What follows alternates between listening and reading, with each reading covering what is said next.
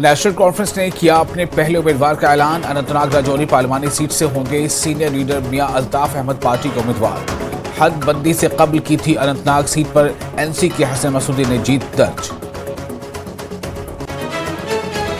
मियां अल्ताफ को उम्मीदवार बनाने पर पीडीपी का सख्त रद्दअमल। कहा, बड़े मिशन के लिए इंडिया और गुपकार अलायंस के साथ हुए थे मुत्तहिद।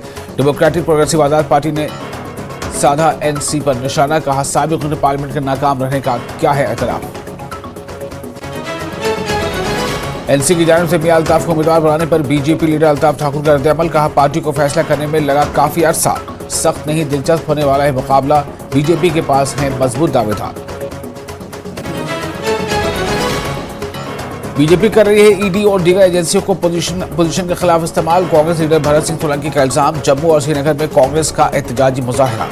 जानबूझकर कांग्रेस पार्टी के खातों को जब्त करने का इल्जाम। - 2019 के बाद बाहर के लोगों को दिए गए हैं ज्यादातर बड़े ठेके। पीडीपी तर्जुमान सुहेल बुखारी का इल्जाम। कहा, मकामी लोगों के दिए गए मामूली प्रोजेक्ट। जिला कुलगाम में रवा साल तकरीबन 7,000 हेक्टेयर अराजी पर सरसों की फसल तैयार। 14,000 मीट्रिक टन पैदावार का इम्कान। किसानों में काफी खुशी।